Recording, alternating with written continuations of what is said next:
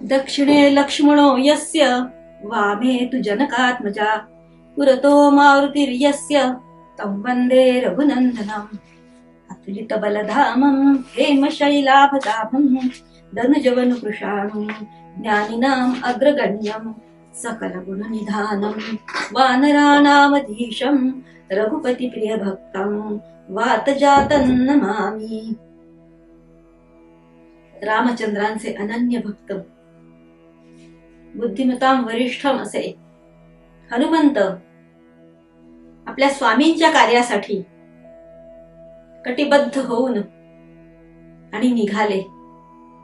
झेप घेतलीये त्यांनी सागरावरती, आकाश मार्गाने जातायत.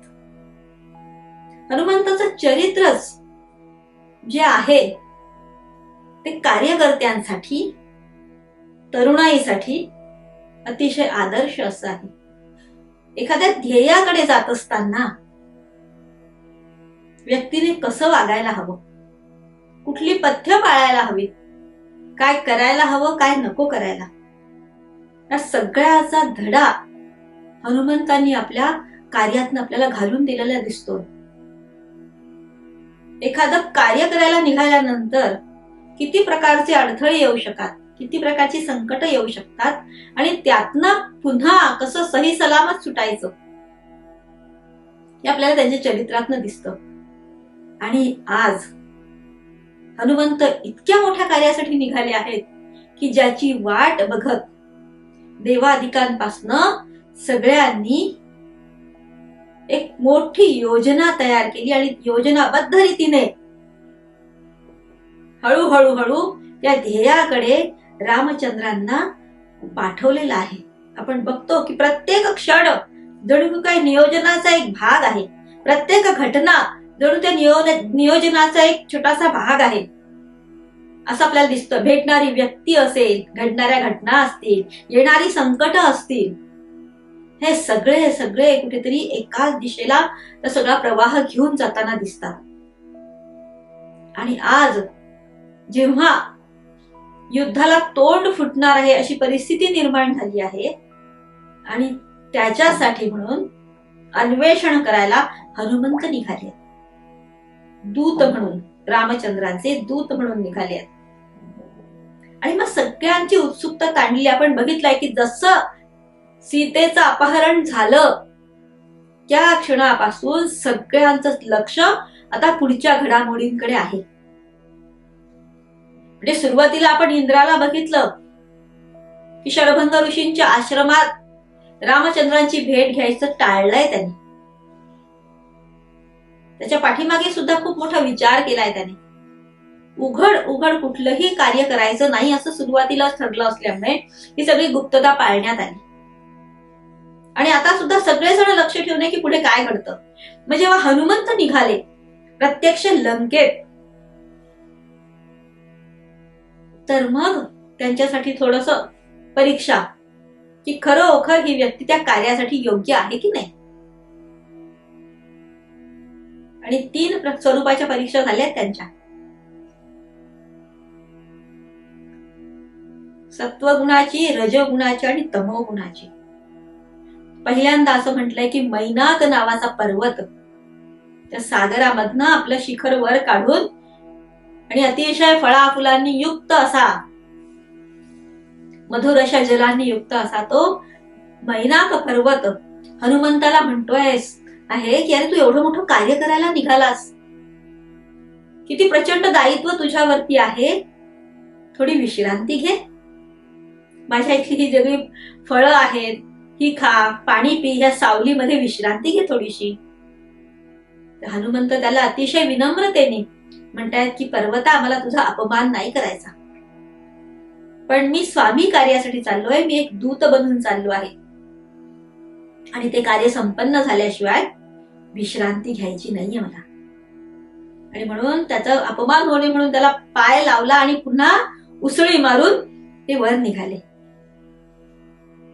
कार्य करण्यासाठी जेव्हा आपण बाहेर पडतो एखादं, तेव्हा अनेक प्रकारचे प्रलोभन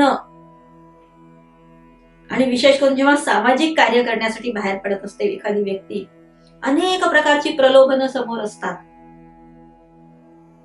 आणि तिथेच बऱ्याचशा गोष्टी तिथेच थांबून जातात.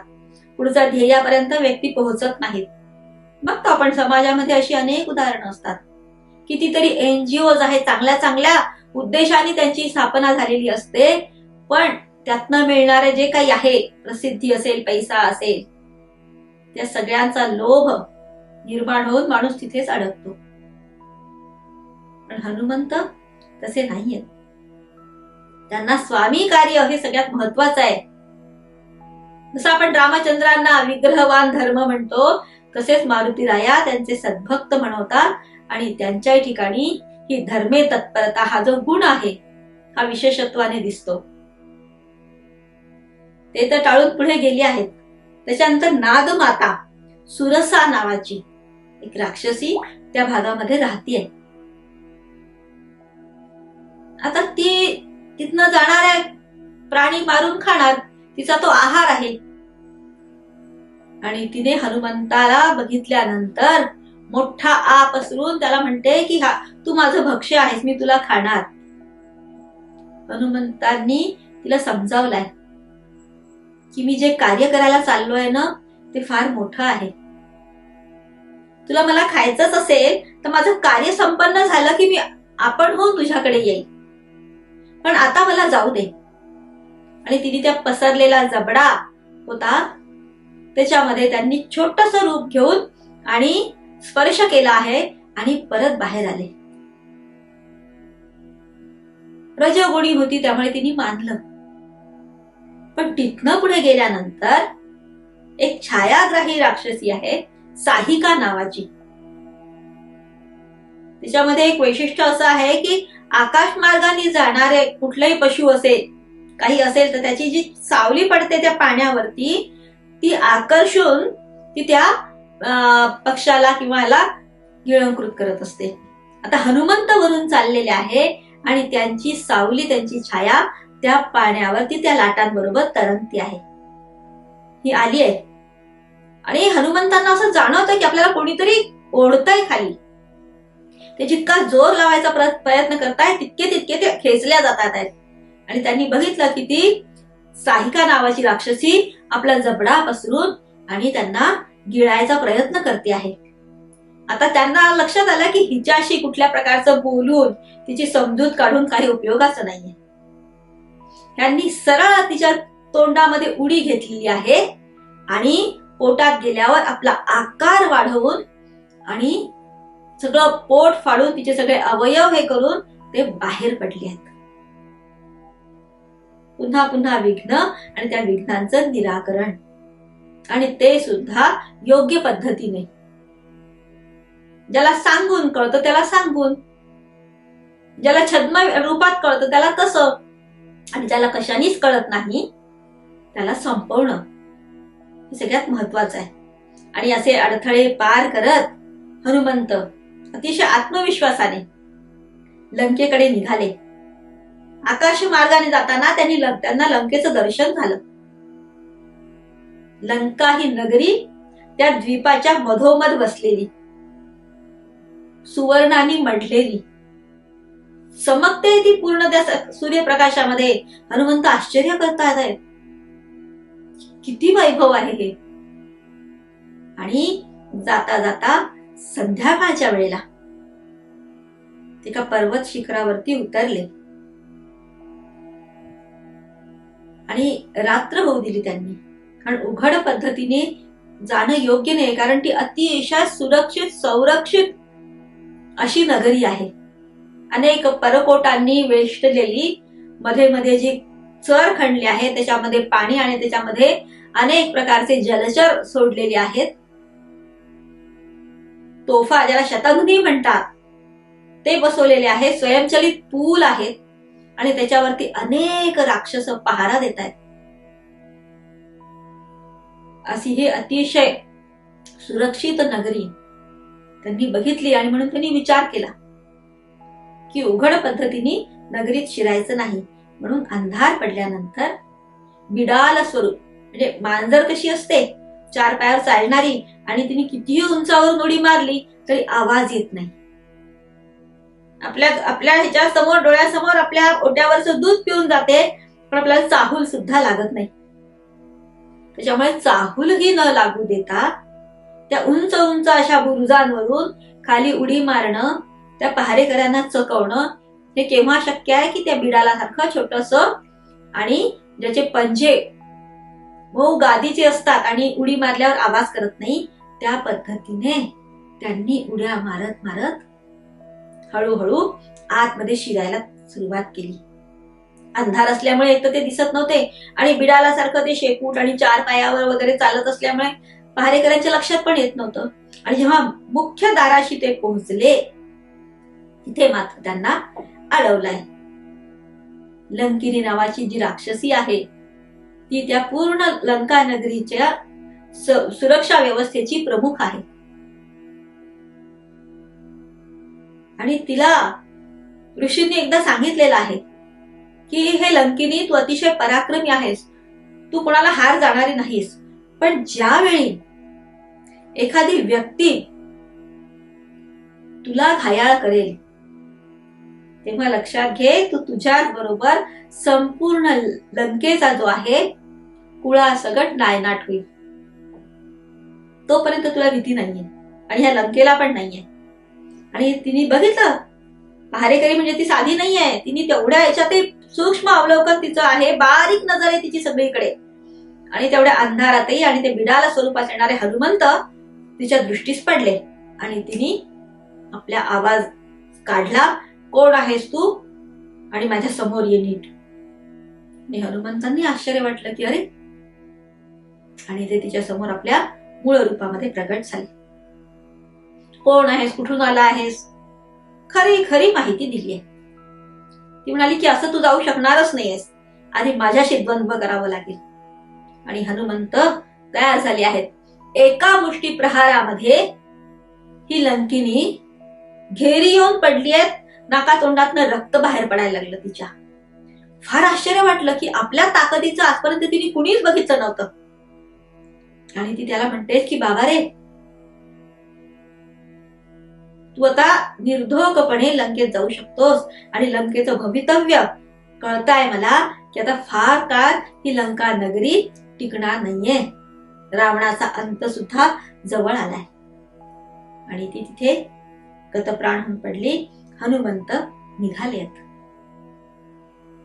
त्या नगरीचं वैभव बघत सगळ्या रस्त्यांवरून, छोट्या छोट्या गल्ल्यांमधनं अनेक प्रकारच्या गोष्टी बघत आश्चर्य करत निघाले आहेत. ते चमकते आहे ती नगरी, जसं आपल्याकडे ते मोठमोठे शहर कशी विद्युत रोषणाईने पूर्ण ही रात्रभर लखत असतात, तशी ही नगरी लखलखते आहे.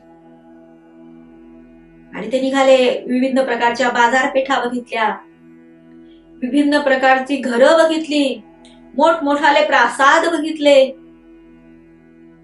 रुंद असे रस्ते बघितले, नाट्यशाळा, चित्रशाळा, नृत्यशाळा, धान्याची कोठारं, शस्त्रास्त्रांची कोठारं, हे सगळं बघत बघत बघत एक एक घर तपासत हे निघाले आहेत.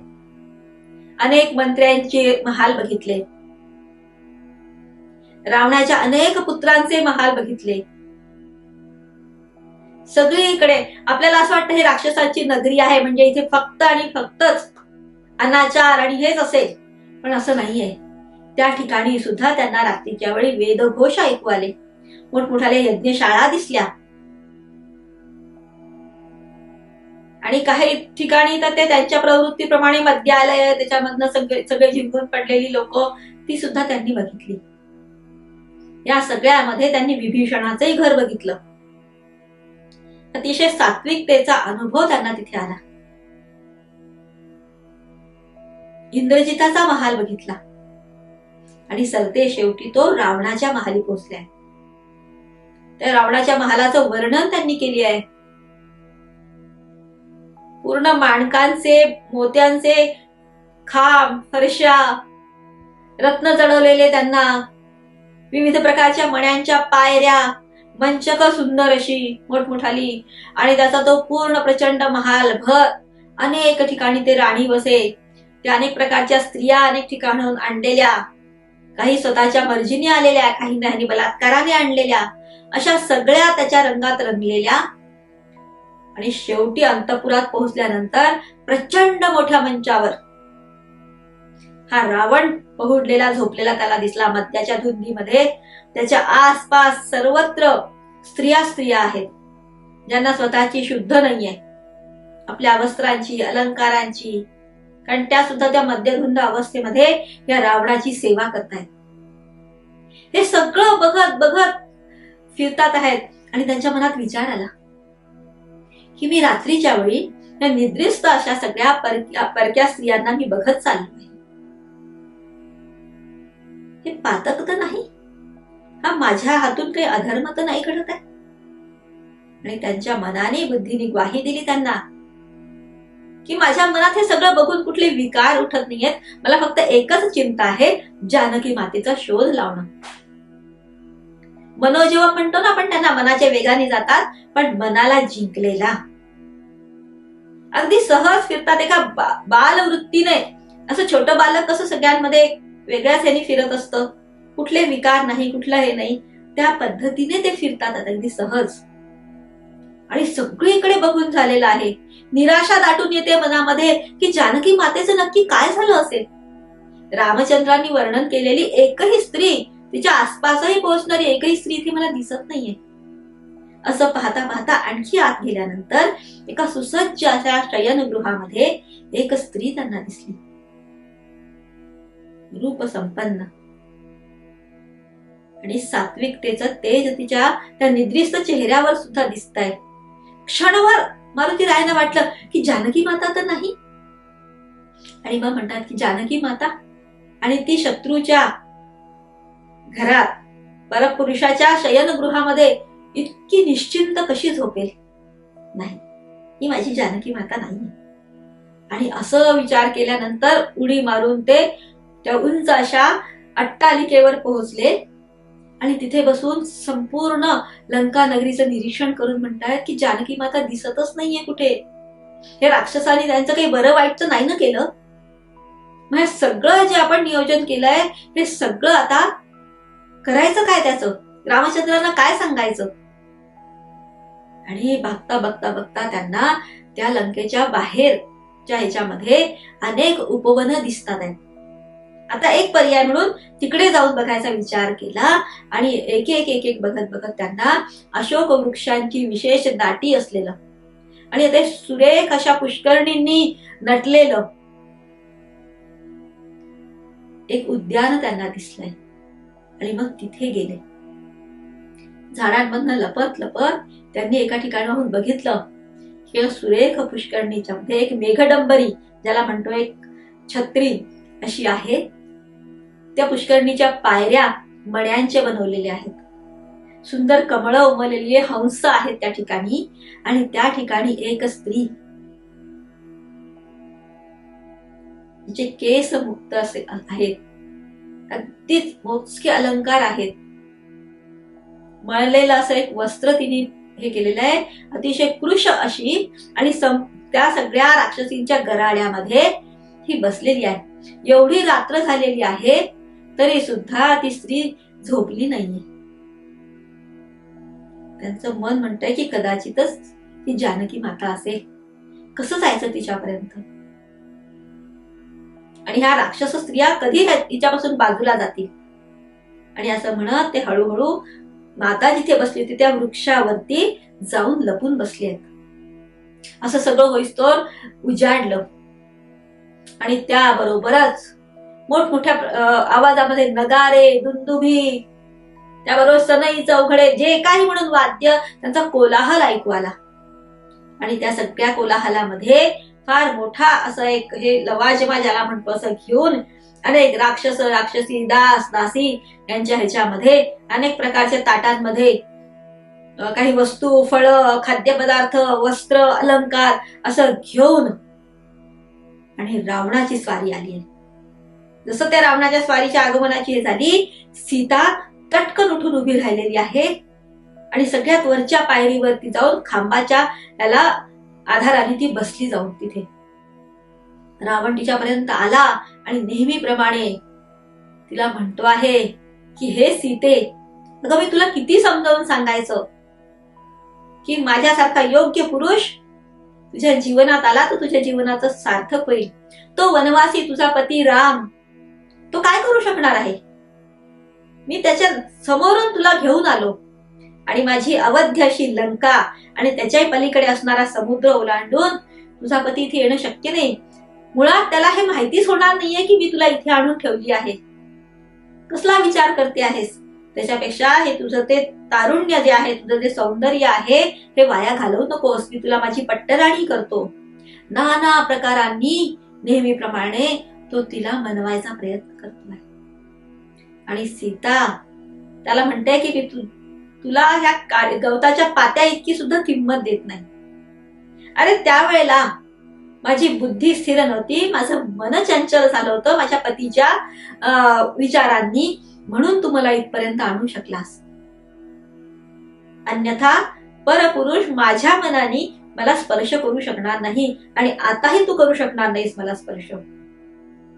त्याच्यामुळे हा विचार सोडून दे आणि इथून निघून जा आणि बऱ्या बोलाने मला रामचंद्रांकडे परत सन्मानाने पोहोचती कर. एकदा जर रामचंद्र इथपर्यंत आले तर तुझ्या कुळासकट तुला पूर्णपणे तुझा विनाश करतील, हे लक्षात ठेव.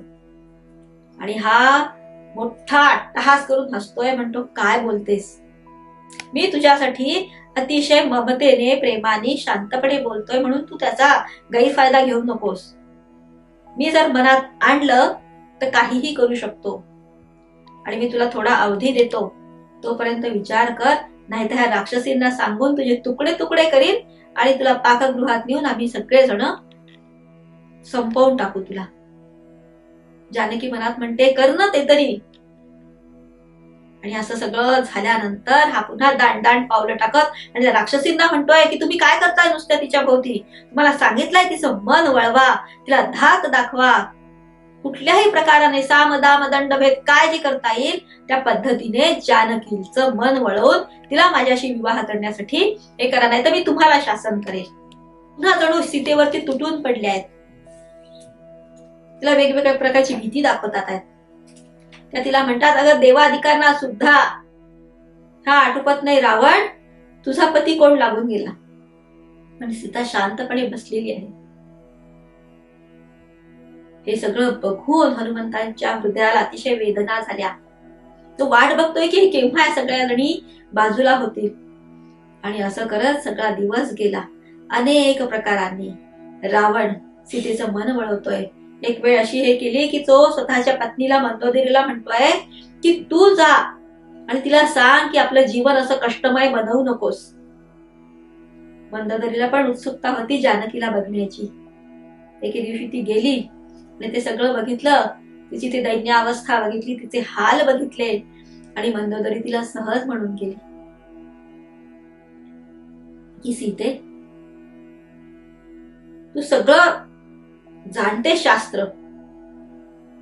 बघा कसा उपदेश आहे उलटा. तू सगळं शास्त्र जाणतेस की ह्या चराचरामध्ये एकच तत्व भरून राहिलेलं आहे. आणि मग असं असताना तुझा पती तिकडे आहे आणि हा दशानन रावण लंकाधिपती त्रैलोक्याला जिंकलाय ज्याने, तो तुझ्या समोर उभा राहून तुझा अनुनय करतो आहे. मग जर कुठे कोणामध्ये जर अंतर्यामी भेद नाहीये तर तू का भेद मानून स्वतःच्या जीवाला कष्ट देते आहेस? सीतेला फार आश्चर्य वाटलं. हे मंदोदरी बोलते आहे. आणि सीता तिला म्हणते आहे की मी तर सर्वसामान्य स्त्री आहे, मला तुमच्या इतकं ज्ञान नाहीये कदाचित. मला एवढंच कळतं की माझा पत्नी धर्म, माझा सती धर्म मला एकच सांगतो की एकाच व्यक्तीशी एकनिष्ठ राहणं. याच्या पलीकडे मी शास्त्र जाणत नाही. तुझा पती एवढा दशग्रंथी ब्राह्मण आहे, वेदांगाचा ज्ञाता आहे, मग त्याला तुझ्यात आणि माझ्यात का भेद वाटतो? तो तुझ्याशी का नाही एकनिष्ठ राहू शकत? हे ऐकलं आणि अतिशय लज्जित झालेली मंदोदरी तिथनं निघून गेली. ती वारंवार रावणाला विनवते आहे, त्याला आठवण करून देते आहे एका प्रसंगाची. वेदवती नावाची एक कन्या विष्णूच्या प्राप्तीसाठी तपश्चर्या करत होती हिमालयाच्या पायथ्याशी. आणि हा राक्षस तिथनं चालला होता रावण. त्याने ती सुस्वरूप कन्या बघितली आणि त्याच्या नेहमीच्या पद्धतीप्रमाणे तो तिच्याजवळ गेला. बऱ्या बोलांनी ऐकत नाही म्हटल्यानंतर तो तिच्यावरती जबरदस्ती करायचा प्रयत्न करायला लागला. तिने त्याला थांबवलं. तू मला सामान्य कन्या समजू नकोस. आणि तो तिच्याजवळ यायच्या आत योगाग्नीच्या साह्याने तिने स्वतःला भस्म करून घेतलं आणि जाता जाता ती म्हणाली की मीच तुझ्या कुळाचा नायनाट एके दिवशी करणार आहे. माझ्याच हातून हे सगळं घडणार आहे. आणि असं म्हणून ती भस्म झाली. हे सगळं अवाक होऊन रावण बघत होता. ती आग विझल्यानंतर तिथे त्याला एक तेजस्वी असं रत्न सापडलं. त्या राखेतनं ते उचलून तो घेऊन आला लंकेला. मंदोदरीला म्हणतोय की मी तुझ्यासाठी एक भेट आणली आहे त्या मंजुषेत. या छोट्या पेटीमध्ये तो घालून घेऊन गेला. उत्सुकतेने मंदोदरीने बघितलं. ती मंजुषा उघडली तसं तिला एक नवजात बालिका त्या ठिकाणी दिसली. ती घाबरली आहे. रावणाला म्हणते हे काय घेऊन आलास? आणि रावण चपापला. ताबडतोब ती बंद केली आहे पेटी आणि पुन्हा त्याच ठिकाणी हिमालयाच्या परिसरामध्ये म्हणजे जनक महाराजांची मिथिला नगरीच्या त्या आसपास त्यांनी ती पेटी टाकून दिली. तीच जनकांना सापडलेली सीता नांगराच्या फाळाला लागून. आणि ते आठवून त्या तेजस्वी सीतेकडे बघून मंदोदरीचं मन तिला सांगताय की हीच असावी ती. आणि ती रावणाला परत परत म्हणते की हिला सोडून या. मी तुला नेहमी सांगते, तुम्हाला सांगते की ज्या ठिकाणी स्त्रियांचा अपमान होतो ते कुळ, ती जमीन, ते सगळं ऐश्वर्य उद्ध्वस्त होतं. आणि आज एका तेजस्वी स्त्रीला तुम्ही घेऊन आलात जिचे पती सुद्धा तेवढेच हे आहेत. आणि आता तरी आपल्या लंकेचा विचार करा, आपल्या कुळाचा विचार करा. पण तो रावण आहे. त्याला विरोध करणारे त्या ठिकाणी अनेक लोक आहेत. आपण एक विभीषणाचं नाव बघतो पण त्याच्यासोबत अनेक मंत्री पण आहेत. प्रत्येकाने सांगून बघितलेलं आहे रावणाला, पण हा बदला नाही. आणि आता अशी वेळ आली आहे. हनुमंत रात्रीच्या वेळेला सीता माता तिथे एकटी बघितली आणि आपल्या अतिशय गोड आणि फक्त सीतेलाच ऐकू येईल अशा हळू आवाजामध्ये रामचंद्रांची कथा गातात. सगळं ते प्रसंगांचं वर्णन केलंय त्यांनी जे त्यांना रामचंद्रांकडनं कळलं.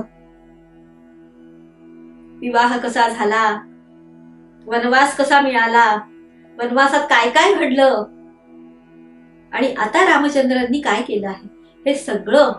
आणि तो आवाज ऐकून सीता घाबरून गेलीये आणि तिला वाटतं की ह्या परत रावणाचा काहीतरी असा डाव आहे का मला भुलवण्याचा. आणि म्हणून तिने घाबरत घाबरत म्हटलंय की कोण कोण आहे आणि हे सगळं रामचंद्रांची कथा मला कोण सांगत आहे, समोर या. आणि त्याच दिवशी अगदी छोटस रूप घेऊन हनुमंत तिच्या समोर उपस्थित झाले.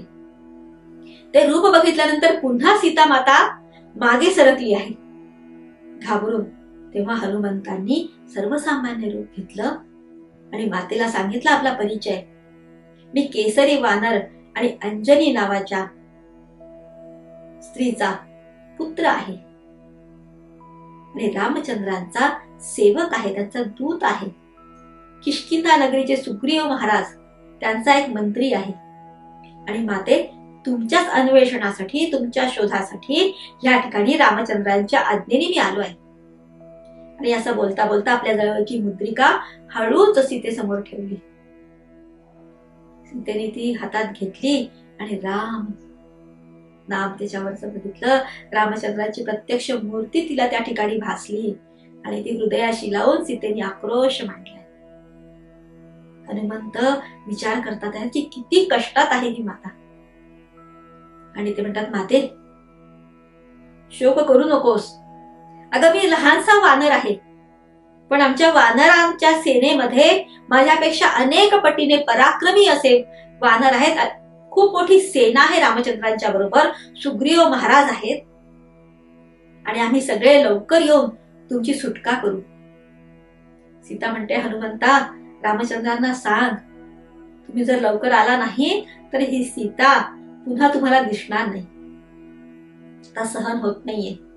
आणि हे बघण्याचा विचार केला हनुमंतांनी आणि म्हणतात की माते, मला एवढी ताकद आहे माझ्यामध्ये की आपल्याला स्कंधांवरती बसवून मी आजच रामचंद्रांपर्यंत तुम्हाला घेऊन जाऊ शकतो. तुम्ही चला माझ्या बरोबर. मला तुमचं हे दुःख, हे कष्ट बघवत नाहीयेत. आणि त्या क्षणी सीता सावध झाली. आपलं दुःख आवरलं, आपलं रडणं थांबवून आणि शांत मनाने ती हनुमंताला म्हणते, हनुमंता, हे घडणार नाही. त्याला तशीच कारणं आहेत. त्या रावणाने मला फसवून आणलं इथे, पण मी स्वतःच्या इच्छेने परपुरुषाला स्पर्श करत नाही. त्याच्यामुळे तुमच्या स्कंधांवरती बसून येणं हे माझ्या धर्माला अनुकूल नाही. आणि दुसरं असं आहे की रामचंद्रांनी स्वतः येऊन स्वतःच्या पराक्रमाने मला नेणं हेच त्यांच्या कीर्तीला शोभेल असं आहे. नाही तर काय सांगणार की रामचंद्रांमध्ये तेवढी ताकद नव्हती आपल्या पत्नीला सोडवण्याची, म्हणून ही एका दूताबरोबर येऊन गेली. माझ्या पतीच्या कीर्तीला काळीमा लागेल असं कुठलंही कृत्य मला करायचं नाही. आणि अजून एक गोष्ट आहे की ह्या ठिकाणी अनेक स्त्रिया आहेत ज्यांना ह्या रावणाने बलात्काराने आपल्याकडे ठेवून घेतलं आहे. त्यांची सुटका कोण करेल? आणि मी तशीच निघून गेले तर रामचंद्रांची जी प्रतिज्ञा रावणाला आणि त्या समूळ हा दहशतवाद जो त्यांना मिटवायचा आहे ते कार्य कसं घडेल बरं? आणि हनुमंतांना फार विलक्षण असं समाधान झालं. आदर त्यांचा आणखी दुणावला सीतेबद्दलचा. आणि ते प्रणाम करतायत मातेला. माते, रामचंद्रांची जाया वामांगी शोभतेस. म्हणूनच त्यांची कीर्ती इतकी मोठी आहे. आणि असं करता करता पुन्हा सकाळ व्हायला आली. आणि हनुमंत म्हणतात आहेत की मी संपूर्ण लंका बघून आलो. ती रात्र त्या दोघांची बोलण्यात गेली आहे. आणि सीतेने सुद्धा त्या ठिकाणी, सीता आपल्याला नेहमी असं बघतो ना आपण सिरियल्स वगैरे किंवा अनेक प्रकारचे रामायण किंवा काव्य, की सतत सीता त्या ठिकाणी बसून फक्त आणि फक्त रडते आहे, रामचंद्रांची वाट बघते आहे. पण सीता आपल्याला माहिती आहे एक क्षत्रिय कन्या आहे. त्याच्यामुळे धैर्य तिच्या ठिकाणी आहे. आणि तिच्या स्वभावातली रुजुता, सुशीलता ते बघून तिथल्या त्या राक्षसींवर सुद्धा तिच्या ह्या सगळ्या वागण्याचा याचा परिणाम झालेला आहे. तिने आपल्या वागण्याने, आपल्या बोलण्याने त्या स्त्रियांमध्ये एक सात्विकतेचं बीज पेरलंय. त्याच्यामुळे त्रिजटेसारखी वगैरे जी तिथली राक्षसी आहे ती सीतेला आपली कन्या समजते आहे.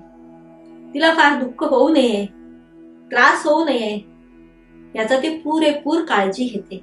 आणि तिला बोलण्यात गुंतव, इतरांना हे करून सीतेने सुद्धा पुढे आपल्याला अनुकूल होऊ शकतील असे कोण लोक आहेत, या सगळ्या नगरीची रचना कशी आहे, रावणाचं बलाबल काय आहे, या सगळ्या गोष्टी हळूहळू काढून घेतल्या आहेत. आणि ती हनुमंताला सांगते आहे. आणि मग हनुमंत म्हणतात आहेत की दूत म्हणून माझे काही कर्तव्य थोडे राहिले आहेत, की दूत म्हणून आलो आणि राजाला न भेटताच गेलो, असं बरोबर नाहीये. म्हणून ते मातेला म्हणतात आहे की मला आता थोडस काहीतरी करावं लागेल की जेणेकरून मी त्या रावणाच्या महालापर्यंत, म्हणजे त्या दरबारापर्यंत, सभेपर्यंत मी पोहोचू शकेल. आणि म्हणून मातेला म्हणतात मला थोडी भूक लागली आहे तर जरा हे अशोक वाटिकेचं हे बघतो जरा. आणि माता समजून चुकली, अनुज्ञा दिली आहे. आणि हनुमंतांनी फळं खायच्या उद्देशाने लोकांचं लक्ष आपल्याकडे हे व्हावं म्हणून विध्वंस करायला सुरुवात केली आहे. आणि ते बघून तिथले रक्षक, ते पहारेकरी सगळे धावून आले आहेत. अनेक प्रकारचे शस्त्र त्याच्यावरती चालवतात आहेत. पण हनुमंतांना ज्या वेळेला वज्र लागून ते बेशुद्ध झाले होते आणि मरुताने म्हणजे पवनाने सगळ्यांचे श्वास रोखून धरले होते, त्यावेळेला त्याला पुन्हा उठवताना अनेक देवतांनी अनेक प्रकारचे आशीर्वाद, शस्त्र त्यांना दिले आहेत. त्यातलं एक आहे, त्यांना कुठलाही शस्त्र अस्त्र त्यांच्यावर आघात करू शकणार नाही. कुठल्याही बंधनामध्ये अगदी ब्रह्मा पाश जरी असला तरी त्याच्यात ते मारुती रायाला बांधू शकणार नाही. अग्नीपासून त्यांना भय नाही. आणि त्याच्यामुळे हे सगळ्यांचा आघात त्यांनी सहज सहन केले. अनेक लोक त्या ठिकाणी त्यांच्या बुक्क्यांनी आणि लाथांच्या प्रहारांनी मेली आहेत. मग सगळे धावत गेलेले उरलेले, आणि रावणालाही आश्चर्य वाटतं की असं कोण आलं आणि आपल्याला कळलं कसं नाहीये. की इथपर्यंत येऊन, आणि दूतांनी सांगितलंय की तो सीतेशी बोलत होता. त्याच्यामुळे त्यांनी अनेक सैन्य पाठवलं, आपले काही सेनापती पाठवले, आणि त्यांनाही जेव्हा हे केल्यानंतर स्वतः इंद्रजित आलाय. आणि इंद्रजिताला आलेल्या बघितल्यानंतर हनुमंतांनी थोडीशी नरम भूमिका घेतली की आता ह्याच्याबरोबर जावं. आणि मग इंद्रजिताला असं वाटलं की हा खूप उच्छाद करतो आहे ते सगळं दृश्य बघून, आणि त्यांनी ब्रह्मपाश त्यांच्यावर टाकला. आणि हनुमंतांनी स्वतःला बांधून घेतलं आणि निघाली वरात. सगळे त्या वानर रूपातल्या मारुतीकडे बघून आणि त्यांना छळायला सुरुवात केली. टिंगल करतायत, खडे मारतात आहेत, दगड मारतात आहेत, काही काही बोलतात आहेत, आणि असं करत गेले. रावणाने जेव्हा मारुतीला बघितलं, आश्चर्य वाटलं की हा इकडे येऊन गेला. एवढी सुरक्षा व्यवस्था हे करून तो जानकीपर्यंत कसा पोहोचला. आणि मग त्यांनी विचारला परिचय. हनुमंतांनी परिचय दिला. किष्किंधा नरेश सुग्रीवांचा मंत्री आहे. दशरथ नरेश रामचंद्रांचा दूत आहे. जानकी मातेचा पुत्र आहे. आणि ह्या ठिकाणी मी तुला सांगायला आलो आहे की जानकीला सन्मान सोड, रामचंद्रांपर्यंत पाठव, रामचंद्रांची क्षमा माग, नाहीतर तुझा निर्वंश होईल. खूप राग आलाय रावणाला, आणि तो म्हणतो ह्याला मारून टाका. आणि त्यावेळेला विभीषणांनी सांगितलंय की दूत आहे, आणि दूताला मारणं हे राजनीतीत बसत नाही. पण मला ह्याला शासन झालं पाहिजे. काय करायचं? मग कोणीतरी सांगितलं की हे वानरांचं सगळं बळ असतं ना, त्यांच्या शेपटात असतं. पेटवून द्या शेपूट. अगं ह्यांना अग्नीपासून भय नाहीये, पण पेटवून घेतला आहे. आणि दाखवतो आता गंमत. आपल्या सगळ्यांना माहितीये लंका दहन. काय उच्छाद मांडलाय त्यांनी. अनेक घरं पेटवली, बाजारपेठा पेटवल्या, झाडं झुडपं जळतात आहेत, लोक सैरावायला धावतात आहेत, गोठ्यातले पशु निघालेले आहेत बाहेर. खलकल्लोळ माजलाय सगळीकडे. आणि सगळ्यात शेवटी तर रावणाच्या महालाला सुद्धा आग लागली. हे बघून रावण मनातनं हादरलाय. अनेक लोक आता रावणाला दूषण द्यायला लागलेले आहेत की ह्याचं काही संपतच नाही, कितीतरी स्त्रिया आणून ठेवल्या आहेत, आणि आता त्यांनी ह्या बाईला आणलं आणि हा सगळा उत्पात सुरू झाला. मंत्रीगणांमध्ये सुद्धा थोडीशी दुहीचं वातावरण आहे. ते रावणाला समजवायचा प्रयत्न करतात आहेत की एकटा एक वानर येऊन एवढं सगळं करू शकतो, तर जर ससैन्य हे सगळे आले तर काय घडेल. आणि अशा पद्धतीने रावणाचं जो एक मानसशास्त्रीय दृष्ट्या त्याला खचवण्याचं थोडस काम, दुही पसरवण्याचं काम, या जनतेचा विरोध आता हळूहळू हे करण्याचं काम, इतकी कामं हनुमंतांनी केली. पुन्हा आपलं शेपूट विझवून जानकी मातेला भेटले आणि सांगितलं मी तुला भेटून गेलो आहे, तुमची प्रत्यक्ष भेट झाली, हे पटवून देण्यासाठी काहीतरी खूण द्या. आणि वरातीच्या वेळी मिळालेला तो चिवडामणी, म्हणजे केसात खोवायचं ते फूल, ते सीतेने हनुमंताकडे दिलं. आणि म्हणे हे दाखवलं की प्रभू रामचंद्रांना आमचा तो विवाह सोहळा आठवेल.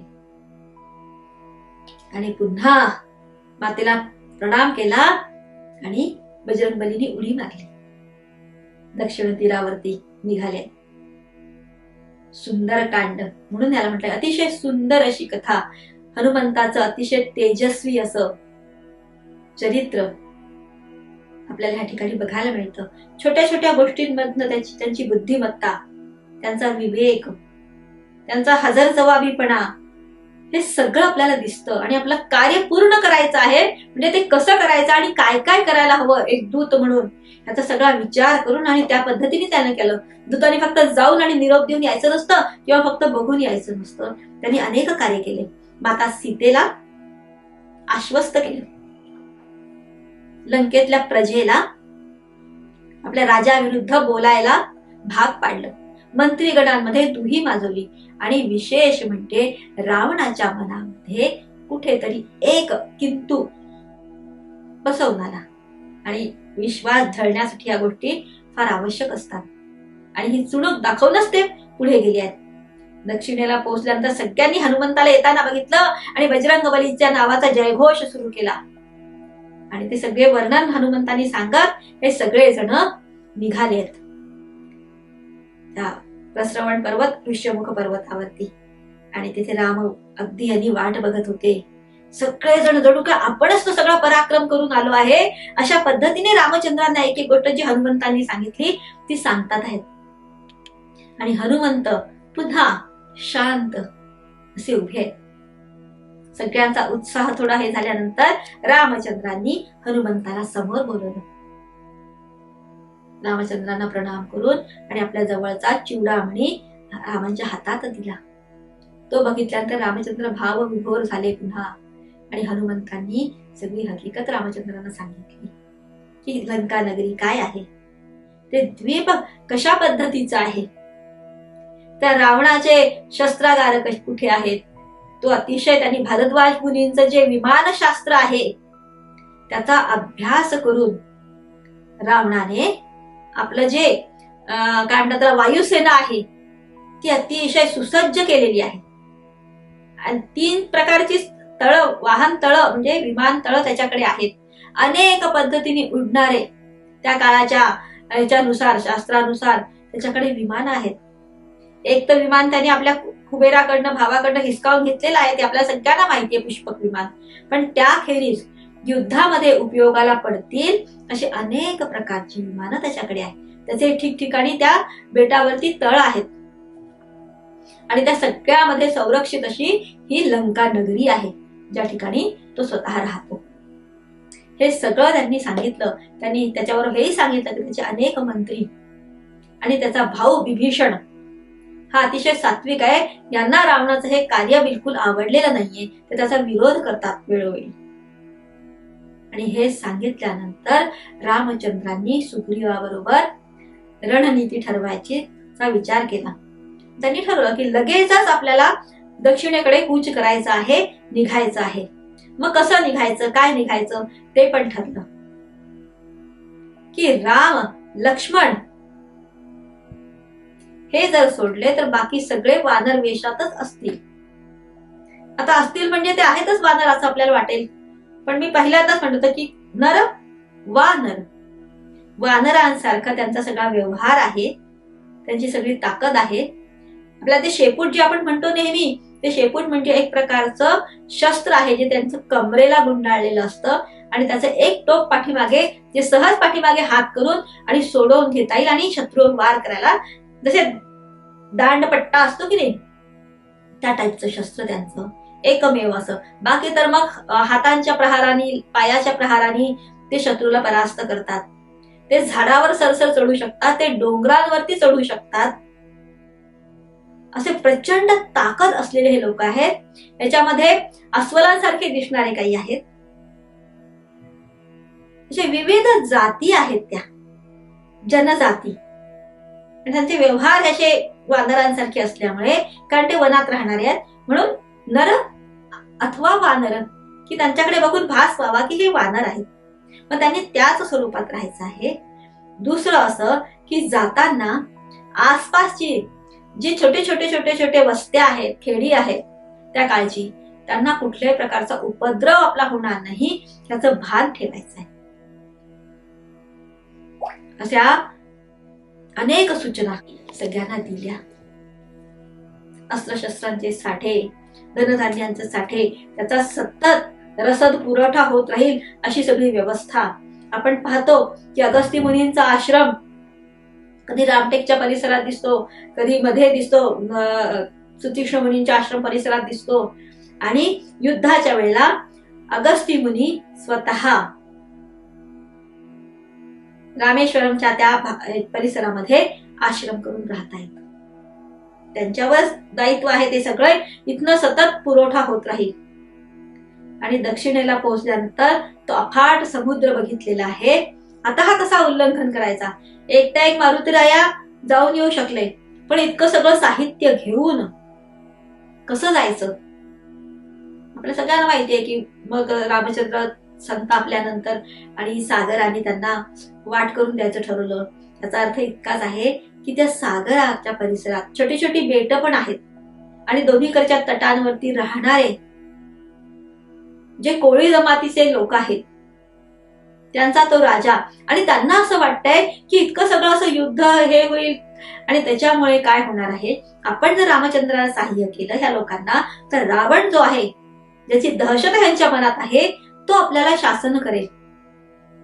हे तर युद्ध करतील किंवा काय होईल, जे होईल त्याचं हे निघून जातील, पण आमचं काय? त्याच्यामुळे कोणी सुरुवातीला मदत करत नाहीये. पण रामचंद्रांनी जेव्हा उग्र रूप धारण केलं आहे तेव्हा आणि इतरांच्या सांगण्यावरून रामचंद्रांचा पराक्रम जेव्हा कळला तेव्हा त्या लोकांनी सहाय्य करायचं कबूल केलं. आपल्याला माहिती आहे त्या परिसरात राहणाऱ्या लोकांचं सहाय्य मिळाल्याशिवाय बाहेरून आलेल्या लोकांना काही करता येणार नाही.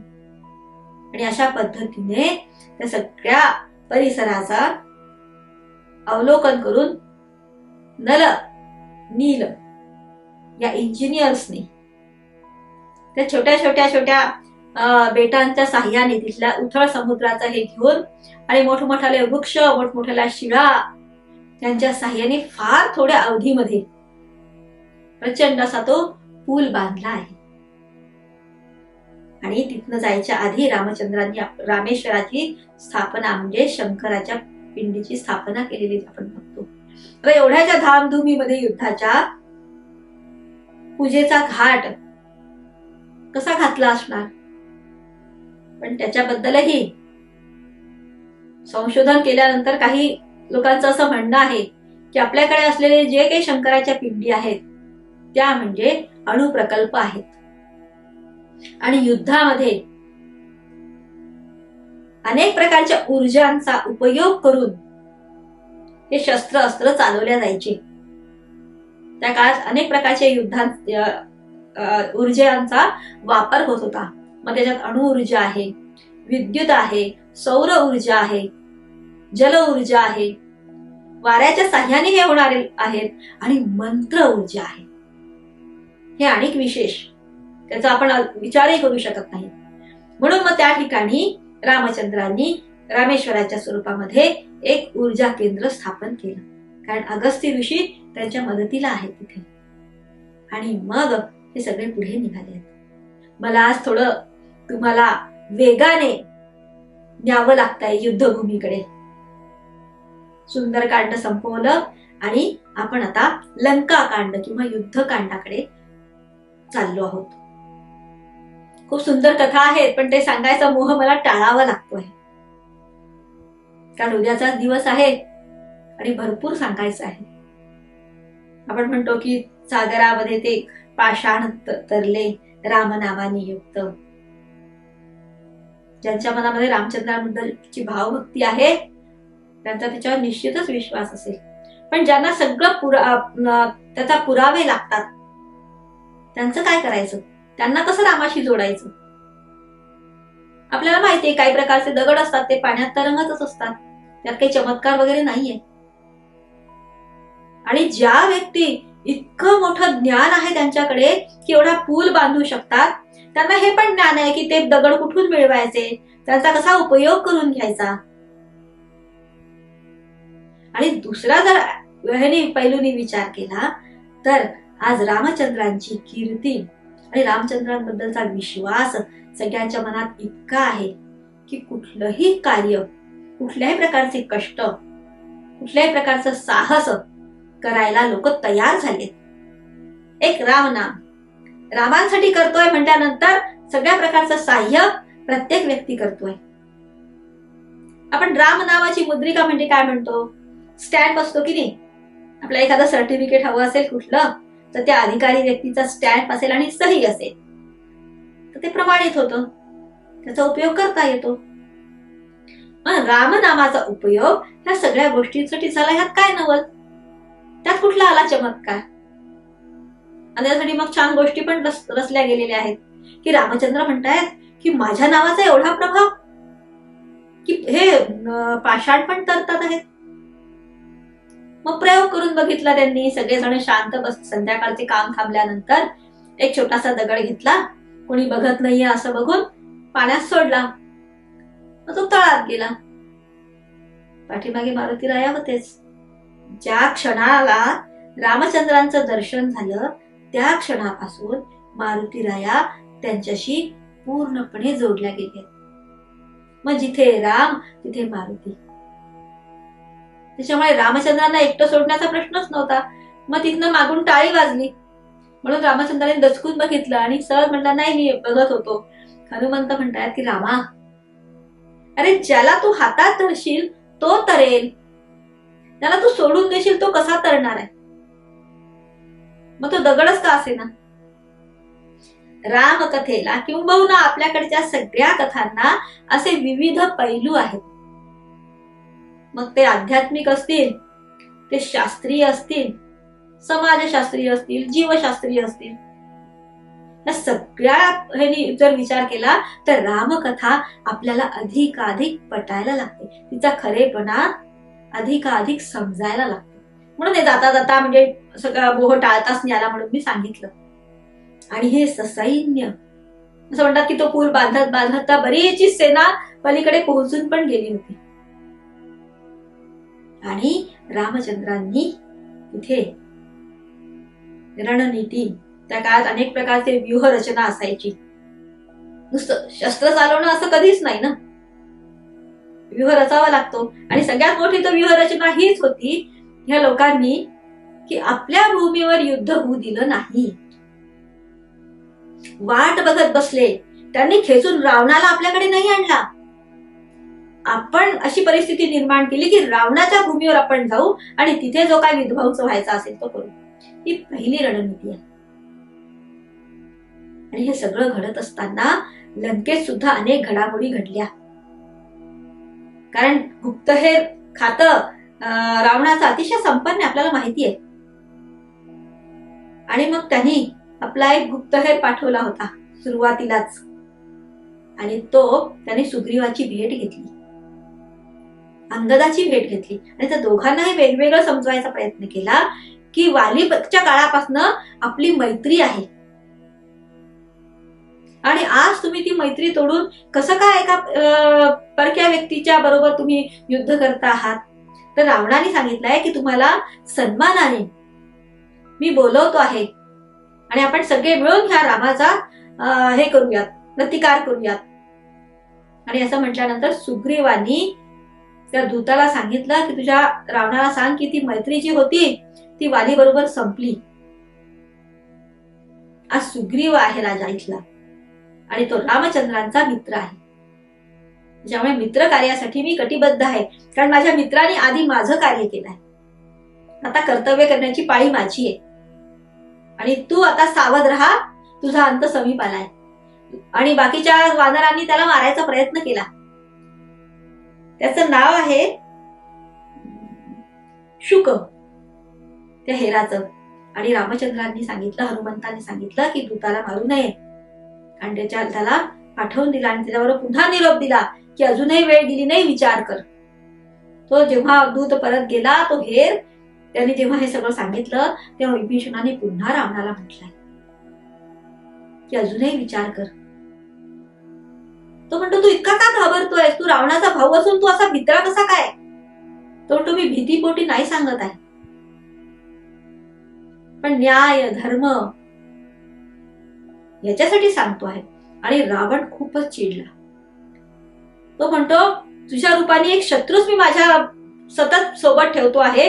आज मी तुला त्याची शिक्षा करणार, तुला माझ्या राज्यातनं निष्कासित करतो आहे. आणि तुझ्यासारखे जे कोणी असतील त्यांना घे आणि इथनं निघून जा. पुन्हा जर मला समोर दिसलास तर आधी तुला ठार करेल. आणि म्हणून विभीषण आपल्या 4 मित्रांना घेऊन रामचंद्रांकडे आलाय. आणि आकाशस्थ राहूनच त्याने रामचंद्रांना संदेश पाठवलाय की मी आपल्या शरण आलो आहे आणि कृपया मला आपल्या सोबत घ्या. त्याला बघितल्यानंतर सगळे संतापले, सगळ्यांनी विरोध केलाय. रामचंद्रांनी सगळ्यांचं ऐकून घेतलं आणि मग हनुमंतांना विचारलं. तेव्हा हनुमंत म्हणतात आहेत की प्रभो, जी व्यक्ती शरण आली आहे ना, तिला आसरा देणं हे तर पहिलं आपलं कर्तव्य आहे. दुसरं असं आहे की ते स्वतः जाऊन आले आहे, त्यांनी सगळं बघितलं आहे आणि विभीषण अतिशय सात्विक आहे, त्याच्यामुळे आपल्याला त्याचा उपयोगच होईल.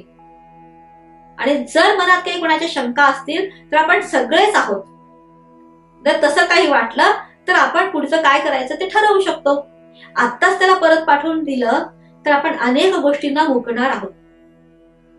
अतिशय योग्य पद्धतीने हनुमंतांनी आपलं सगळं सांगितलं रामांना आणि राम प्रसन्न झाले की हनुमंतांनी आपल्या मनातलं सांगितलं.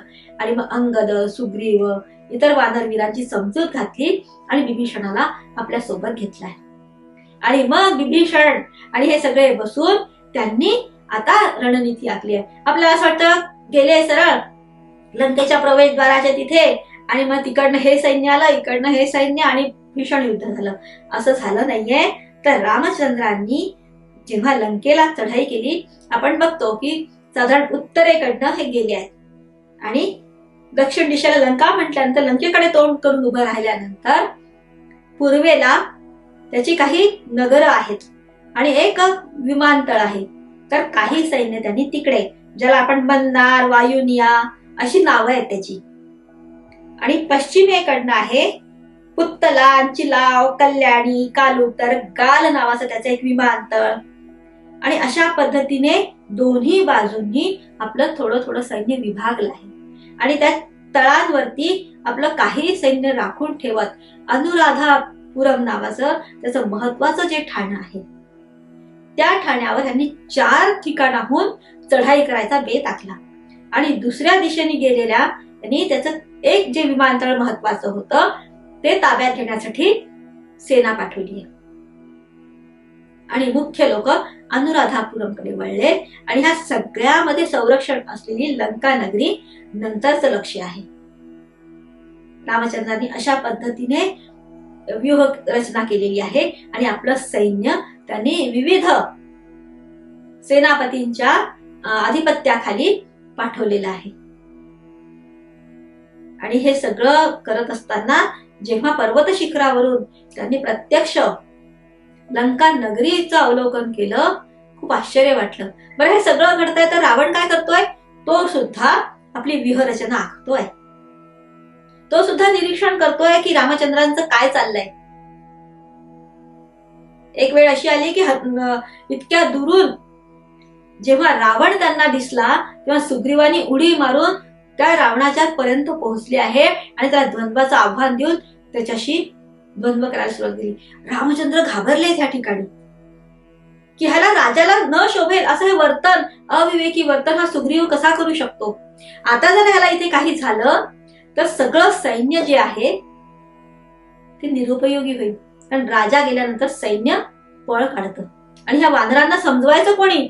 त्यांचाच राजा गेल्यावर. पण त्याच्याशी दोन गोष्टी करून आणि हे करून हा निघून आलाय. रामचंद्राने त्याला दाटलंय की हे शोभत नाही एका राजाला. आणि अतिशय हे झालं, आपण म्हणे त्याला बघितल्यानंतर माझा क्रोध मला आवरता आला नाही, त्याला 4 ठोसे मारून आलो. याचा प्रतिकार तर केलाय रावणाने, पण मनातनं पुन्हा थोडासा हादरलाय. आपल्याला माहितीये हे युद्ध जे आहे हे 87 दिवस चाललंय. 87 दिवसामध्ये अनेक प्रकारच्या आपल्याला घडामोडी पाहायला मिळतील. आणि जेव्हा रामचंद्रांनी ही चढाई केली आहे ना, रामचंद्र 40 वर्षांचे. आणि पहिल्या युद्धाला जे तोंड फुटलेलं आहे माघ शुद्ध द्वितीया तिथी आहे. 7व्या दिवशी नागपाशामध्ये इंद्रजितांनी त्या दोघा भावांना बांधलंय. आणि हे त्याच्या आधी सांगायचं म्हणजे हे युद्ध सुरू व्हायच्या आधी रावणाने एक खेळी केली. त्यालाही मनात वाटतंय की जर हे युद्ध टाळता आलं तर फार बरं. त्यांनी काय केलं आहे, सीतेकडे राम लक्ष्मणांची मस्तक एका तबकात झाकून पाठवली आहे. सीतेने ते कापड हे करून बघितलं. जेव्हा तिने ते मस्तक बघितलं, तिने ते जवळ घेतलं रामचंद्रांचं मस्तक, सूक्ष्म त्याचं निरीक्षण केलं. इतकं हुबेहूब बनवलं होतं. त्वचा, केस, रोमावली ज्याला म्हणतो की नाही अंगावरची, किंवा आपण डोक्याचे केस बाजूला केल्यानंतर जी अशी छिद्र बारीक बारीक दिसतात, तिने ते सगळं करून बघितलं आणि कुठेही संशयाला जागा नाही. इतकं ते हुबेहूब आहे. आणि सीतेचा विलाप त्या ठिकाणी वाढतोय. रावणाला वाटलं की तिला जर कळलं की हे दोघ जण हे झाले आहेत तर ती सहज आपल्याला वश होईल आणि रामचंद्राला निघून जावं लागेल. आणि सीता म्हणते आहे की रावणा, माझे सगळे वडील, तात, आप्त हे फार लांब राहिलेत. तू माझ्यापेक्षा वयाने मोठा आहेस, वडील आहेस. तर वडीलकीच्या नात्याने मी तुला एक विनंती करते की ह्या मस्तकाबरोबर मला एक चिता रचून दे, मला सहगमन करायचंय. लज्जित झाला आहे रावण, तिथनं निघून गेला. आणि सीता आक्रोश करते आहे. त्यावेळेला त्रिजटेने तिला समजवलं की अगं भानावर ये, हे सगळं मायावी, हे आत्ता काही घटिकाच राहणार आहे, हे सगळं पुन्हा नाहीसं होईल. आणि तू बघ जरा की युद्धाला तोंड फुटण्याच्या आधी जे रणशिंगांचे आवाज येतात, ते युद्ध वाद्य वाजत असतात, जो कोलाहल ऐकू येतो तो तसाच ऐकू येतो आहे. दोन्हीकडच्या रणभेरी वाजतात आहे, दोन्हीकडचे सैन्य कोलाहल करतात आहेत. जर राम लक्ष्मणांचं असं काही झालं असतं तर हे सगळं घडलं असतं का?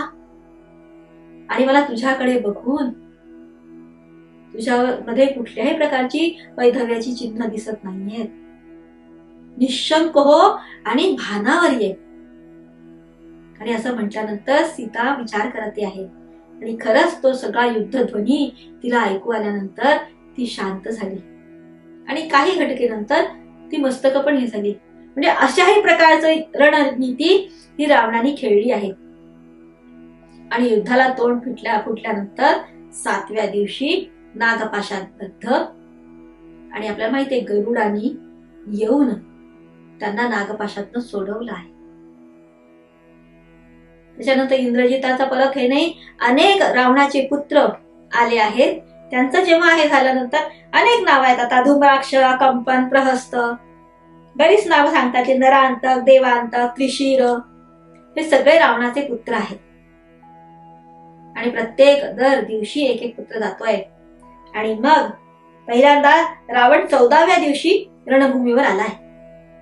3 दिवस युद्ध केलं. त्या 3 दिवसात रामचंद्रांनी अनेकदा त्याचे अश्व मारले, त्याचा रथ मोडून पाडलेला आहे, अनेक ठिकाणी त्याला घायाळ केलेला आहे. आणि रावण निघून गेला. 3 दिवस युद्ध केलं आणि निघून गेला. त्याच्यानंतर इंद्रजिताचं पुन्हा आगमन आहे. आणि इंद्रजित, असं म्हणतात की रावणाची सगळी ताकद जी आहे ती एकमेव इंद्रजित आहे. कारण तो अतिशय पराक्रमी आहे, विद्वान आहे, अस्त्रशस्त्रांचं जे काही ज्ञान आहे त्याचं अतिशय आधुनिक आहे. त्याला सगळ्या प्रकारची युद्ध कला जी आहे ती अवगत आहे. किती प्रकारचे युद्धतंत्र त्याच्यात सांगितले माहितीये का? प्रकाश, पर्जन्य, वायू, प्रक्षेपास्त्र, मंत्र, मायावी, अनेक प्रकारचे युद्ध कलांमध्ये तो प्रवीण आहे. त्याने फार मोठी हानी केली आहे वानरगणांची. हनुमंताला तो काही करू शकला नाही, पण हनुमंतांना टाळून तो इतरांकडे जातो आणि त्यांना परास्त करतो आहे. आणि जेव्हा लक्ष्मण समोर आला आहे त्यांच्यामध्ये भीषण असं युद्ध झालं. समसमान आहे ते युद्ध ह्याच्यामध्ये, पण हा मायावी आहे. हा क्षणात आकाशात जातो, ढगांच्या आड त्याचं विमान असतं आणि तिथनं तो बाणांचा वर्षाव करतो. क्षणात लहान होतो, क्षणात मोठा होतो, क्षणात असं संहनास्त्र सोडतो की वानरगणाला आपण काय करतो हे सुचत नाही. अशा प्रकारचं युद्ध करण्यात निपुण आहे. आणि जेव्हा त्याला लक्ष्मण आटोपत नाहीये, त्या आपल्या जवळची एक खास राखीव अशी शक्ती त्याने लक्ष्मणावर सोडली आहे. आणि लक्ष्मण त्या ठिकाणी घायाळ होऊन पडले. लक्ष्मण घायाळ होऊन पडल्यानंतर रामचंद्रांचे सगळी ताकद जणू निघून गेल्यासारखी ते त्याचं मस्तक आपल्या मांडीवर घेऊन आक्रोश करतात. आणि हे केल्यानंतर इंद्रजित अतिशय समाधानाने निघून गेलाय तिथनं. आणि ते बघून ते सुषेण वैद्य आहेत वानरगणामध्ये, तारेचे पिता, ते आले समोर आणि ते रामचंद्रांना म्हणतायत की लक्ष्मण फक्त बेशुद्ध आहे, त्याची प्राणहानी झाली नाहीये, फक्त सूर्योदयाच्या आधी त्याला औषधी मिळायला हवी, पण ती इथे मिळत नाही, ती पार हिमालयात द्रोणागिरी नावाचा जो पर्वत आहे तिथेच मिळते. आणि कोण आणू शकेल? अर्थातच वायुतुल्य वेगम मारुतीराया म्हणाले मी आणतो. आणि बघा श्रीलंका कुठे आणि द्रोणागिरी कुठे, एवढं प्रचंड अंतर हनुमंतांना सूर्योदयाच्या पूर्वी कापायचं आहे. आणि निघाले आहेत. तिथे गेल्यानंतर त्यांना आश्चर्य वाटतंय की ते संपूर्ण परिसर आहे तो चकाकतो आहे. कुठली प्रकारची वनस्पती न्यायची ह्यातली हे कळत नाहीये त्यांना. फार विचार केला आणि मग उद्विग्न झाले आहे, त्यांना क्रोध आला. त्यांनी सरळ तिथलं एक शिखरच्या शिखर उपटलं आणि घेऊन आले. आणि सूर्योदयाच्या आधी ते शिखर आणलं. सगळ्यांना आश्चर्य वाटतंय, प्रचंड तो पर्वताचा भाग घेऊन येणं आणि तो इतक्या दुरून जाणं आणि येणं न थकता. आणि वैद्याने त्यातली ती वनस्पती ओळखून आणि त्याचा रस जेव्हा लक्ष्मणांना दिला ते सावध झाले आहे. आणि दुसऱ्या दिवशीची रणनीती व्यवस्थित आखून आणि युद्धाला सुरुवात झाली आहे. 18 दिवस युद्ध करतोय. 18व्या दिवशी त्याचा वध. आणि तो सुद्धा आपल्या सगळ्यांना माहिती आहे की त्याला लक्षात आलंय की ह्या राम लक्ष्मणांना जिंकणं इतकं सहज नाहीये, म्हणून एक विशिष्ट प्रकारचं त्याचं जे अस्त्र आहे ते तयार करायचंय त्याला. त्यांची जी देवी आहे त्या देवीच्या मंदिराकडे त्याचं ते सगळा काय प्रयोगशाळा म्हणा ते असं ठेवलं असेल, ते त्याला तिथे थोडासा वेळ हवा आहे. आणि म्हणून त्या दिवशीच्या युद्धात तो इकडे मुख्य रणभूमीत नाहीये हे विभीषणाला कळलं. आणि विभीषणाने म्हटलं की रामचंद्रा, त्याला जर आता रोखलं नाही तर त्याला त्याचा पराभव होणं शक्यच नाहीये.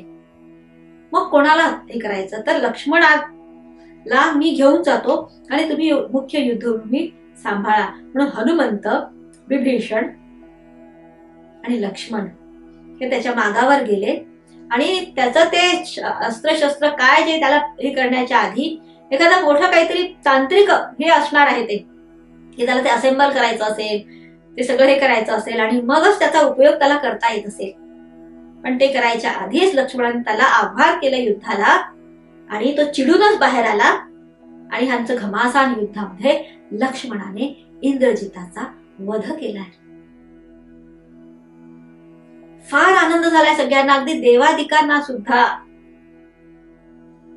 आणि ह्या धामधुमीमध्ये तिकडनं रसदीचा पुरवठा करणारे अगस्त्य ऋषी ज्या वेळेला लक्ष्मणाला शक्ती लागली त्याच वेळी त्या ठिकाणी आलेले आहेत. आणि ते रामचंद्राला म्हणतायत की आज लक्ष्मणाने अर्ध्याच्या वर युद्ध पण जिंकलेलं आहे. त्या इंद्रजिताचा वध इतका सोपा नव्हता. आणि आता रावणाला आपण सहज युद्धामध्ये पराभूत करू शकतो. रावणाकडे ही वार्ता गेली ना, हलकल्लोळ माजलेला आहे. मंदोदरी म्हणते आता तरी थांबा. रोज रात्री प्रत्येक घरातनं येणारे आक्रोशाचे ध्वनींमुळे मी फार अस्वस्थ झाले आहे. झोप लागत नाहीये, वेड्यासारखं झालेलं आहे. आता तरी हा संहार थांबवा. माझा पुत्र, माझा गुणवान पुत्र मी कायम रोखत आले, पण तुम्ही त्याला सुद्धा तुमच्याच मार्गाने नेलं. आणि आज बघा काय घडलंय. आणि इकडे वानरांच्या ह्याच्यामध्ये आनंदोत्सव आहे. आता काय करायचं? रावणाला आता आपल्या भावाची आठवण झाली आहे, कुंभकर्णाची. आणि आपल्याला माहितीये 6 महिन्याची झोप. आणि हा कुंभकर्णाचं जे वर्णन आहे अतिशय प्रचंड, त्याचा आहार प्रचंड, त्याची निद्रा खूप मोठी आणि ते संहारक शक्ती सुद्धा खूप प्रचंड. पण 6 महिने मात्र काहीच नाही. आणि नुकताच तो झोपायला गेलेला. आता त्याला उठवायचं.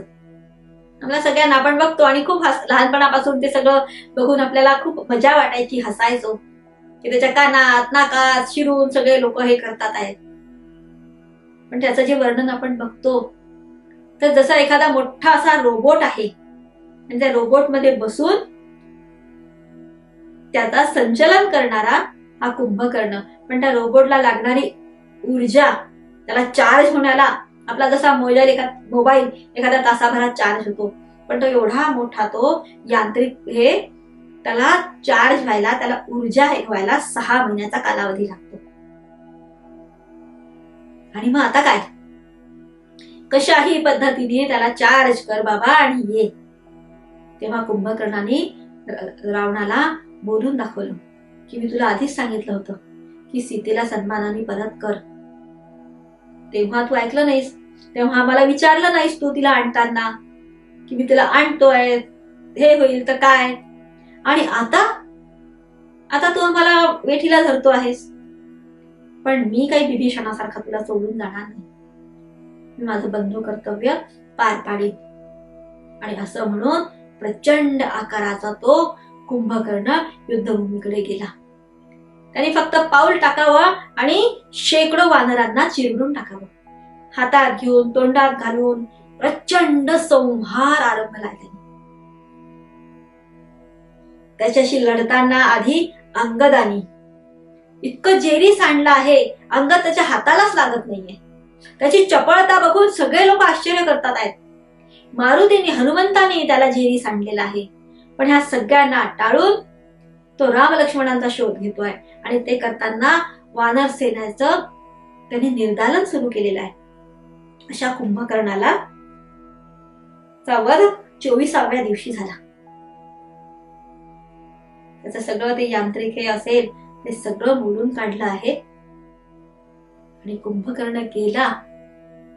आणि रावण आता विचार करायला लागला, आता काय करायचं.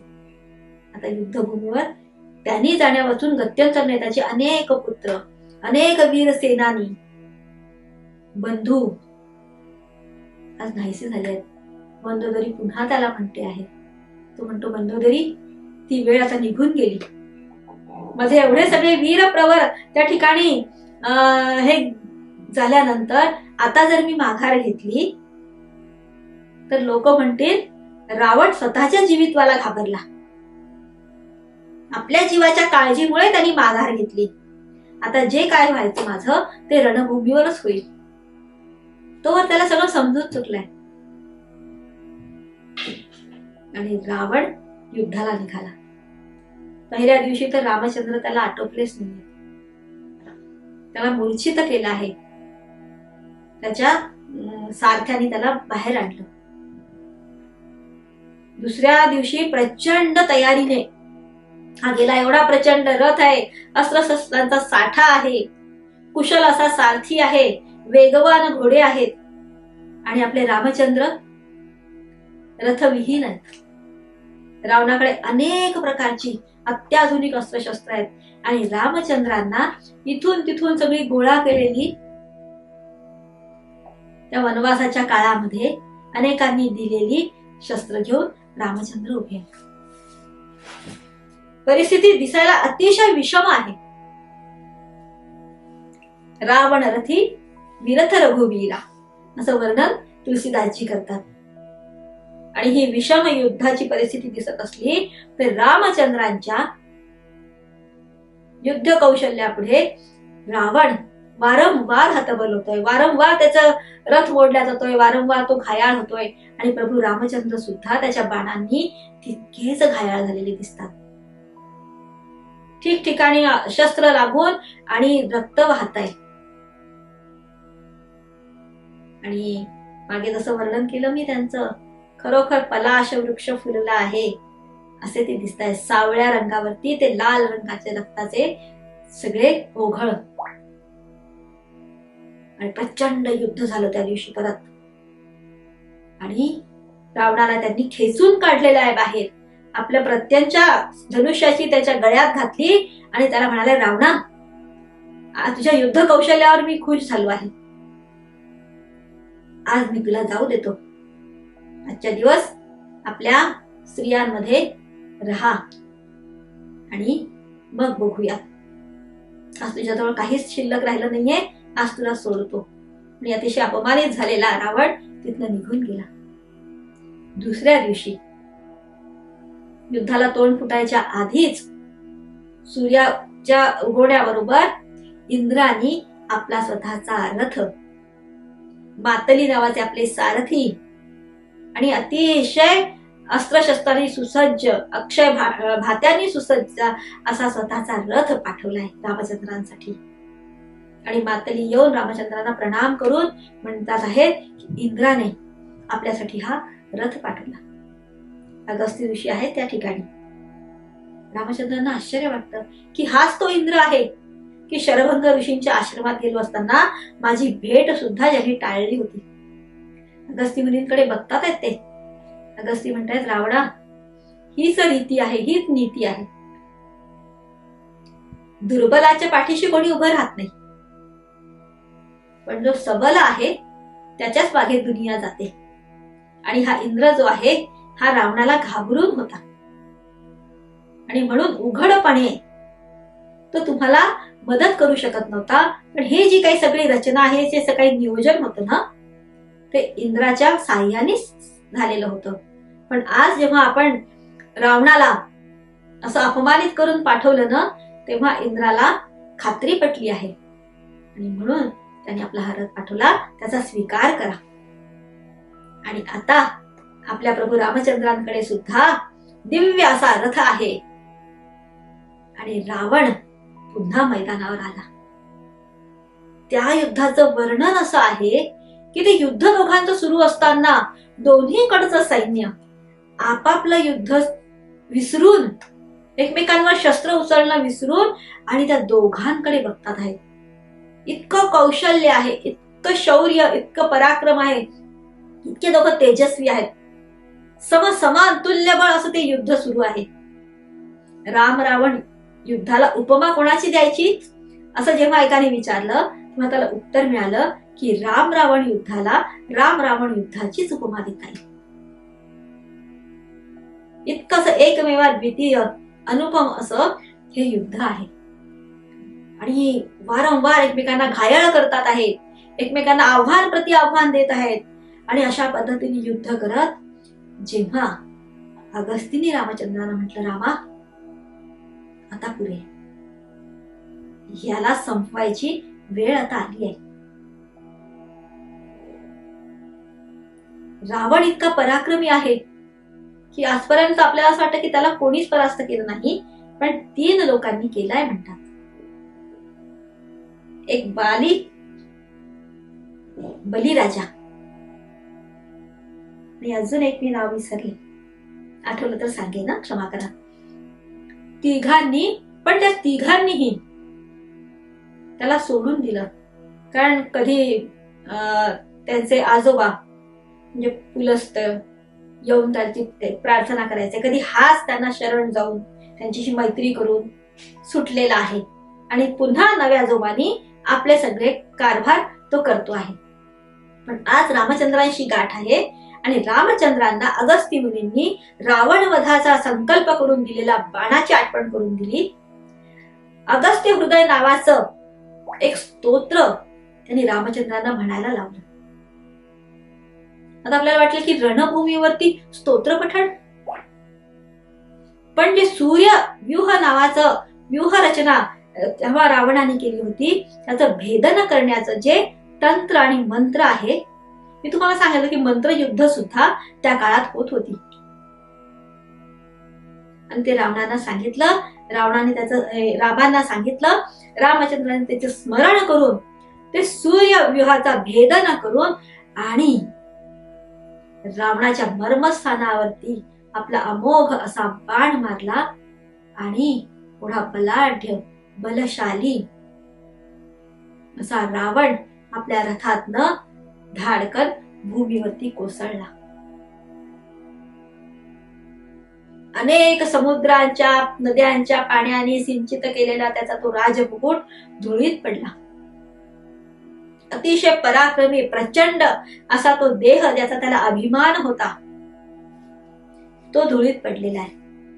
आणि जसा रावण धुळीत पडला, त्याबरोबर संपूर्ण चराचरातनं साधू ध्वनी. देवांनी आकाशात गर्दी केली, पुष्पवृष्टी झाली, वानर सेना आनंदाने नाचायला लागली. रामचंद्रांनी आपले अस्त्र शस्त्र सगळे ठेवून दिले, रथातनं पायउतार झाले आणि स्थिर मनाने चालत रावणापर्यंत पोहोचले. रावणाचे प्राण अजून अडकले आहेत. असं म्हणतात की त्यावेळेला विभीषणाला रामचंद्रांनी म्हटलं की हा रावण अतिशय ज्ञानी आहे, राजनीती निपुण आहे, रणनीती निपुण आहे, ह्याच्याकडनं काही 4 गोष्टी ऐक आता. आणि मरणाच्या वेळेला सगळ्या प्रकारचं वैर संपतं. रामचंद्रांकडे बघत आणि रावणाचे प्राण गेले. आणि रामचंद्रांनी त्याच क्षणाला विभीषणाला सांगितलंय की आपल्या भावाचं सगळं औषधेही नीटपणाने कर. आणि तुम्हाला अजून एक गोष्ट सांगायची ओघामध्ये राहिली की ज्या क्षणी विभीषण रामचंद्रांना शरण आला होता ना, तेव्हाच रामचंद्रांनी तिथल्या तिथे प्रतिकात्मक असं त्याचा राज्याभिषेक केला होता लंकेसाठी. आणि आता सगळ्यांना म्हणतात की हे सगळे दिवस झाल्यानंतर त्याचा राज्याभिषेक सोहळा करा, लंकेची सगळी व्यवस्था लावा. हे इथे राहणार नाही. आणि सगळे देवादिकांनी तिथे जमून आणि रामचंद्रांची स्तुती गायली आहे. आणि रामचंद्रांना विचारतात आहेत की एवढं मोठं कार्य केलं आहे, ह्या पृथ्वी तलावरचा भार नाहीसा केला आहेस, सगळ्या लोकांचं जीवन तू आता सुरक्षित, संरक्षित आणि सुखकर केलेलं आहेस, तुला काय देऊ आम्ही? रामचंद्र म्हणतात मला काही नकोय, मी माझं कर्तव्य केलंय, माझं क्षात्र धर्माला जागून मी हे सगळं केलं आहे. आणि जर द्यायचंच असेल तर माझ्या कार्यासाठी म्हणून माझ्यासाठी आलेले हे जे वानरगण आहेत त्यांना आरोग्य प्रदान करा, त्यांना स्वस्थ करा, त्यांच्या जखमा भरून येऊ देत, आणि जे काही मरण पावले असतील त्यांना पुन्हा जीवनदान द्या. आणि त्या पद्धतीने झालं आहे. त्यांनी मंदोदरीचं सांत्वन केलं, तिला सतीधर्म सांगितलं आहे. आणि हे सगळं रामचंद्र करत आहेत. आणि विभीषण एका क्षणात रामचंद्रांना म्हणतो, रामा, हे सगळं जे लंकेचं राज्य आहे ना, हे माझं कधीच नव्हतं, आणि आज हे तुमच्या पराक्रमाने मिळालं आहे. आपली जर इच्छा असेल तर आपण या लंकेमध्ये राहू शकता. लक्ष्मणाला एक क्षण वाटून गेलं की नाहीतरी भरत तिकडचं सगळं बघतो आहे राज्यकारभार, तर इथे राहून गेलं तर काय, म्हणजे भरतालाही पुन्हा हे नको. पण रामचंद्र म्हणतात आहेत की मला राजगादी कधीच नको आहे, पण आता मला माझी मातृभूमी साथ घालते. लक्ष्मणाला म्हणतात, लक्ष्मणा, अपि स्वर्णमयी लंका नमे लक्ष्मण रोचते, जननी जन्मभूमीश्च स्वर्गादपि गरीयसी. ही सुवर्ण लंका आहे, ऐश्वर्यवती आहे, सगळं काही इथे आहे, पण माझी अयोध्या मला ती साथ घालते आहे, ती माझी जन्मभूमी आहे. म्हणून रामचंद्र म्हणतात की नाही, आता मला अयोध्येलाच गेलं पाहिजे. आणि या ठिकाणी सगळ्यांनी आठवण करून दिली, सीता मातेचं काय? म्हणे हो, तिला घेऊन या, मंगल स्नान घालून सालंकृत अशी सीतेला सगळ्यांपुढे आणा, असं रामचंद्रांनी आज्ञा दिली. आणि त्यानुसार ते नगराच्या बाहेरच थांबले आहेत. आणि लक्ष्मणासह सगळेजण मातेला आणायला निघाले. आपणही मनातनं सीतेच्या दर्शनासाठी उत्सुक आहोत रामचंद्रांप्रमाणेच, पण वाट बघावी लागणार आहे थोडी. उद्यापर्यंत ती वाट बघू आपण. आणि आता आज मी खूप जास्त वेळ घेतला आपला सगळ्यांचा, पण उद्याचा पण कथा भाग आहे तो थोडा मोठाच आहे, त्याच्यामुळे आपली सगळ्यांची क्षमा मागते. आणि आता रामचंद्रांचं हे जे अयन आहे ते आता परत आपल्या मातृभूमीकडे, आपल्या जन्मभूमीकडे आहे. तर बोट सोडायचं नाहीये रामचंद्रांचं, पूर्ण सगळं हे झाल्याशिवाय, समजून घेतल्याशिवाय. म्हणून रामचंद्रांच्या सोबत मातेची वाट बघूयात उद्यापर्यंत. आणि आता इथे थांबूयात. बोला राजाधिराज प्रभू रामचंद्र महाराज की जय. महारुद्र हनुमान की जय.